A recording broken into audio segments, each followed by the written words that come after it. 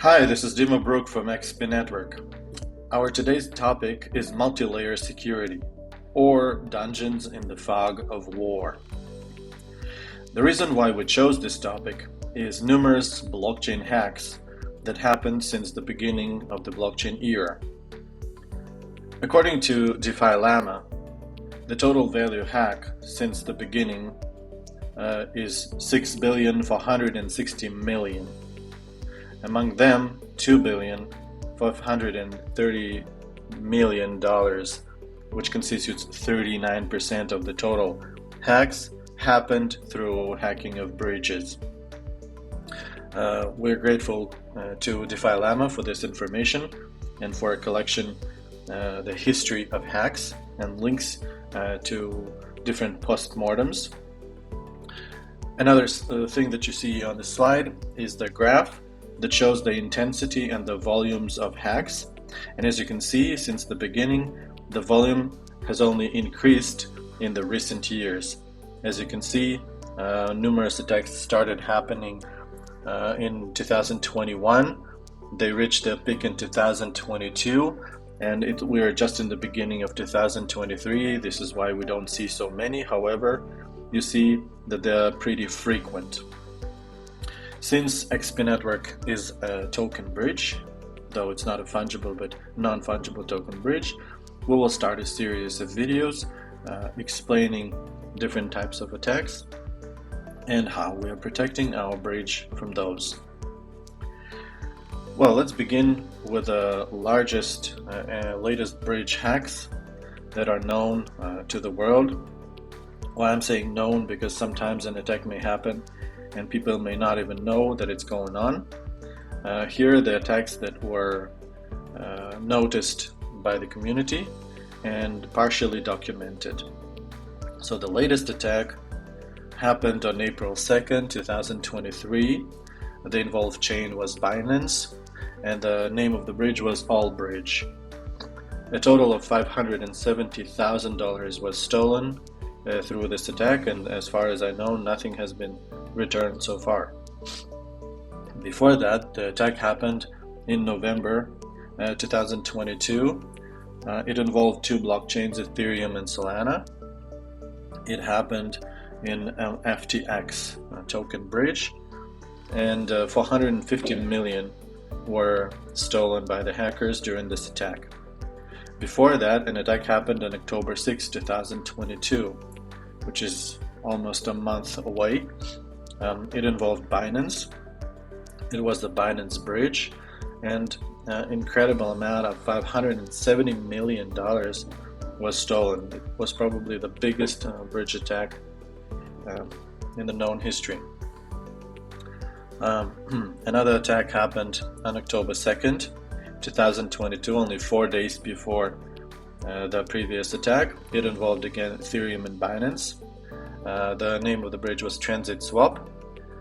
21 million, much less than the next attack, was stolen, but still it's a very substantial amount of money if you think about individual people. On January 23rd, 2022, Harmony Bridge was attacked involving Ethereum and Binance.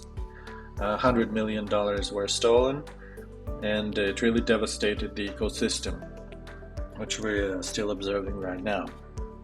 On February 2nd, 2022, Wormhole, which is a Solana bridge, was hacked, and 326 million worth in US dollars was stolen.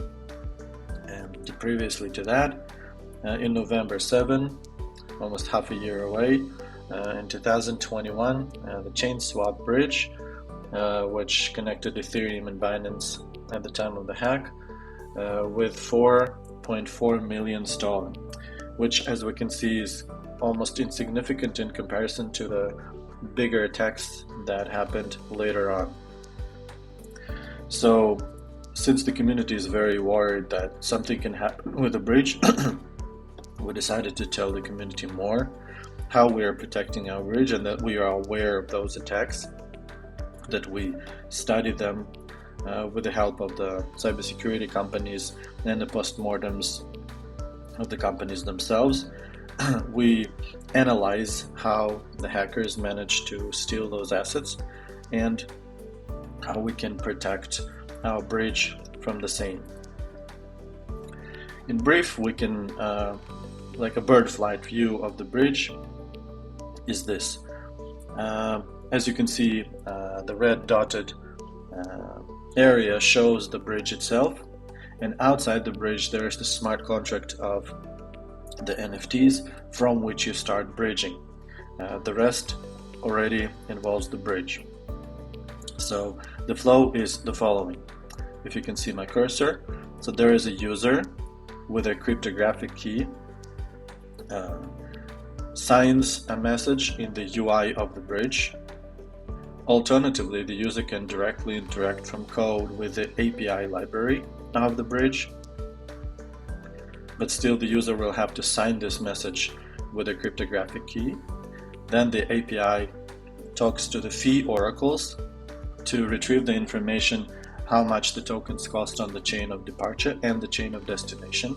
It also estimates the required fees on the chain of destination, because we don't have the second party to pay for those transactions, but the user who owns the NFT in the first place.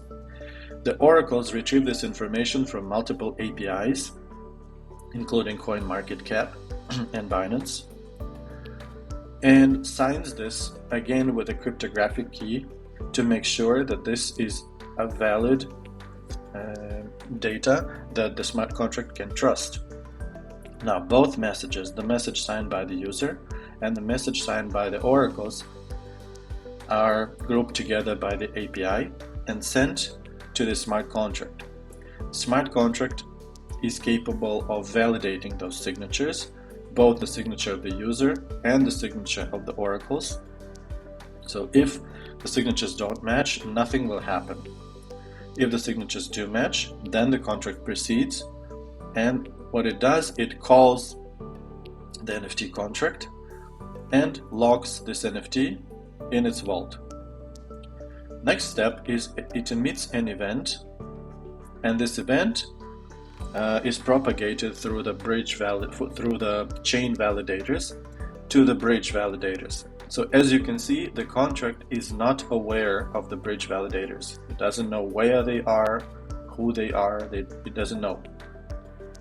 And they wait for the events from the smart contracts on chains, and when they catch those events, they start doing something. So you see, there is no connection between them, no direct connection. Everything happens through events.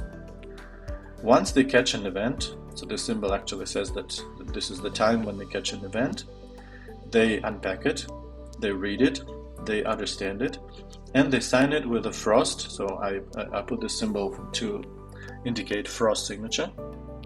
So frost is a multi-signature that can be done off-chain in a secure manner, but which is verifiable on-chain.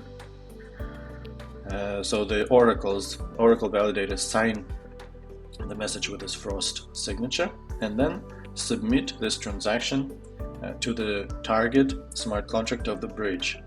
Again, smart contract doesn't trust any incoming information. It verifies that the signatures are valid, and if that's the case, then it gives the command to the NFT contract on the chain of destination to mint an NFT to the receiver. As you can view every part that we just mentioned as a separate dungeon or a little castle that has its internal security, and this is what we're going to speak in the future videos about. We will describe how each part is protected and how they work together. We'll also see that these things majorly reside in the Web3 domain, while this part of the bridge depends largely on the Web2 domain. So the protective measures and the attack vectors are also relevant to those spheres. As you can see, for example, here I already depicted that these are protected by firewalls, for example, or for example the IP keys are limited to the numbers that are really required, and all the rest are blocked.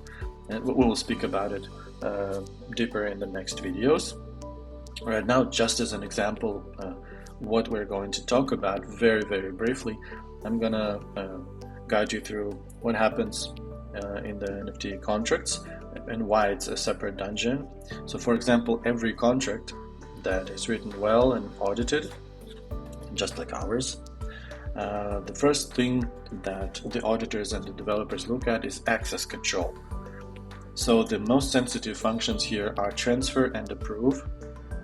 The transfer function allows you to move ownership of an asset to another user or contract, and approve is another security mechanism that allows you to give permission to some other entity to manipulate your assets, because you're aware that something is going to happen.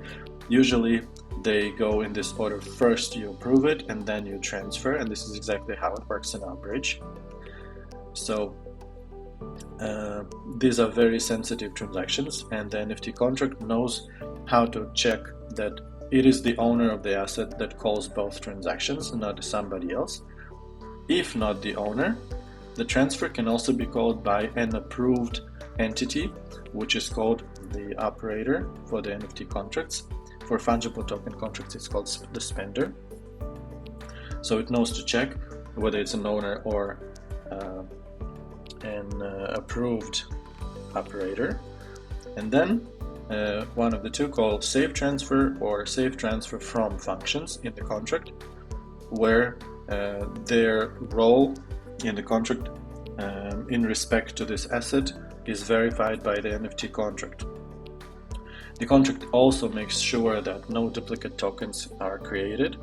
So for example, if somebody tries to send a fake NFT to an NFT smart contract from a foreign chain, then the NFT contract will revert this transaction with an error that this NFT already exists, NFT already minted. This was just in brief. We will go deeper into details in the next videos. And here is a brief overview of the bridge smart contract security. As well, it has access control.